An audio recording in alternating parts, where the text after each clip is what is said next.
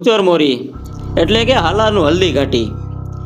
અમદાવાદના બાદશાહ મુઝફ્ફર શાહ ત્રીજાને દિલ્હી સાથે જ્યારે વેર બંધાય છે અને અકબર મુઝફ્ફરને પકડવા ફોજ મોકલે છે, પરંતુ અકબરના ભયથી કોઈ આશરો આપવા તૈયાર નથી થતું.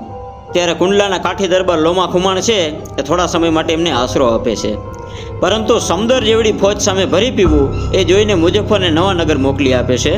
એ સમયે નવાનગરની ગાદીએ યદુકુળનો ચંદ્ર જામ સત્તાજીના રાજ તપે છે.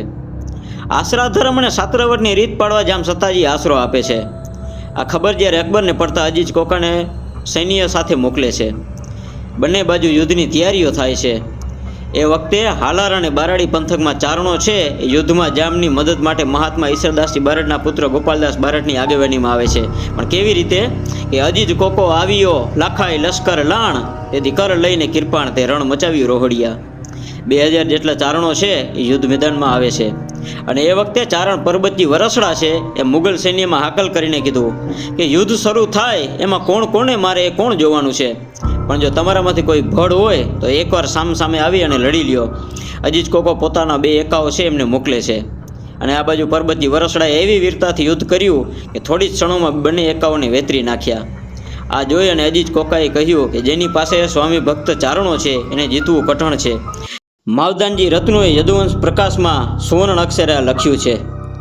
આ યુદ્ધમાં જામ અજાજી છે કામ આવે છે. બારાડી પંથકના 1350 ચારણો છે પોતાના લીલા માથા વધેરી આપે છે.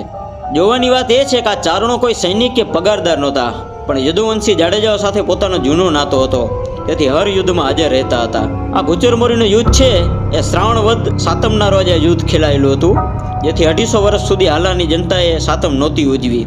બરાબર આજ સાતમનો દિવસ છે, ત્યારે ભૂચરમોરીમાં શહીદ થયેલા તમામને વંદન અજો. અને ચારણો માટે એક દુહો છે કે ભૂચરમોરી ભોમ મેં ખાંડે કિયા ખેલ, પણ પડકારે પાછા ન પે ઈ 1300 તુંબે.